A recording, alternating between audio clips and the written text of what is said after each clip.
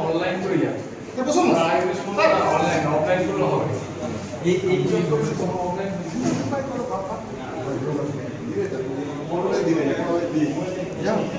দিতে অসুবিধা দিতে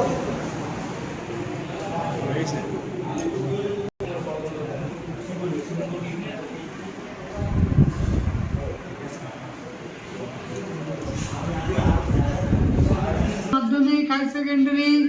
pass out ITI pass out ছেলেদের এই যাও পরীক্ষা দাও বসো रजिस्ट्रेशन जिसका नहीं हुआ अभी तक आ सकते हो हमारे हेल्प डेस्क में तुम्हारा सहयोगिता कर सकते हैं हम लोग